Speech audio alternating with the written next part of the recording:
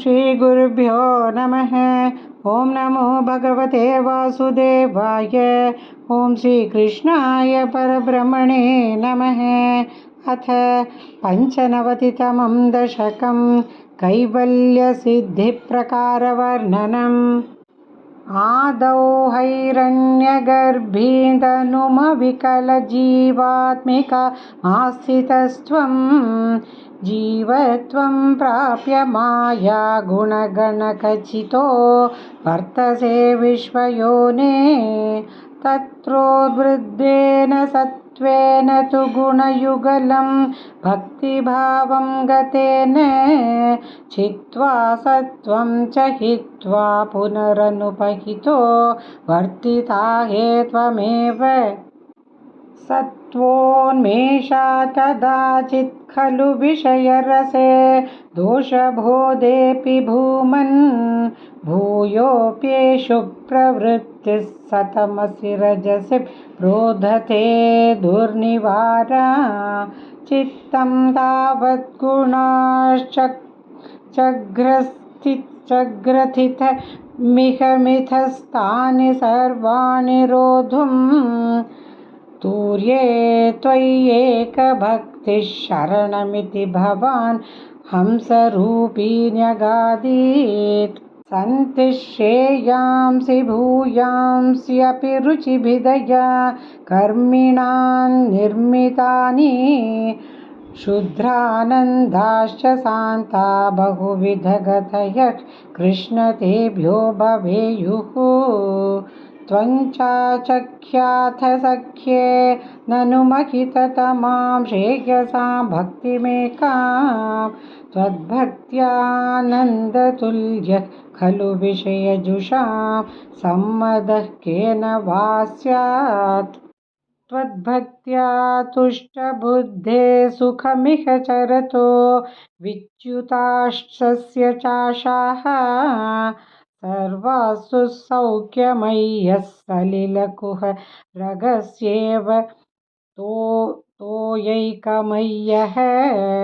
सोऽयं खल्विन्द्रलोकं कमलजभवनैर्योगसिद्धीश्च हृद्याः नाकाङ्क्षत्येतदास्तां स्वयमनुपतिते मोक्षसौख्येऽप्यनीहः। त्वद्भक्तो बाध्यमानोऽपि च विषयरसैरिन्द्रिया शान्तिहेतोः भक्त्यैवाक्रम्यमाणैः पुनरपि खलु तैर्दुर्बलैर्नाभिजय्यः। सप्तार्चिर्दीपितार्चिर्दहति किल यथा भूरितारुप्रपञ्चं त्वद्भक्त्योगे तथैव प्रदहरिति दुरितं दुर्मदः क्वेन्द्रियाणाम्। चित्तार्द्रीभावमुच्चैर्वपुषि च पुलकं हर्षबाष्पञ्च हित्वा चित्तं शुध्येत् कथं वा किमु बहुतपसा विद्यया भीतभक्तेः। त्वद्गाथास्वादसिद्धाञ्चन सततमरिमृच्यमानोऽयमात्मा चक्षुर्वत्तत्त्वसूक्ष्मं भजति न तु तथाभ्यस्तया तर्ककोट्या।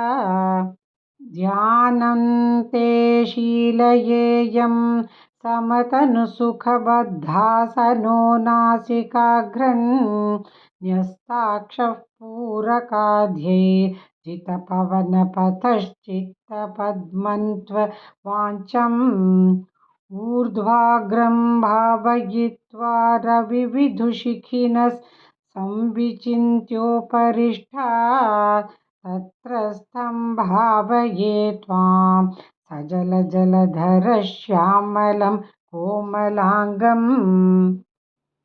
आनीलश्लक्ष्णकेशञ्ज्वलितमकरसत्कुण्डलं मन्दहासं स्यन्दाद्रं कौस्तुभश्री परिगतवनमालोरुहाराभिरामं श्रीवत्साङ्गं सुबाहुं मृदुलसुधरं काञ्चनच्छायचेलं चारुस्निग्धोरुमम्भोरुहललिप्तपदं भावयेऽहं भवन्तम्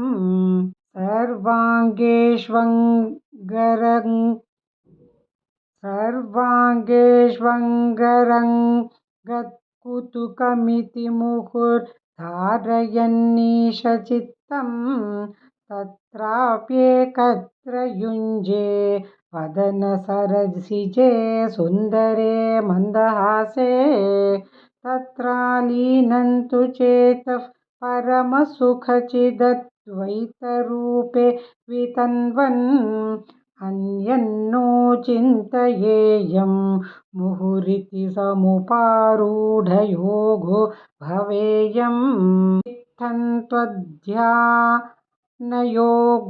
योगे सति पुनरणिमाद्यष्ट संसिद्धयस्थाः दूरश्रुत्यादयोऽपि ह्यहमहमिकया सम्पदेयुर्मुरारे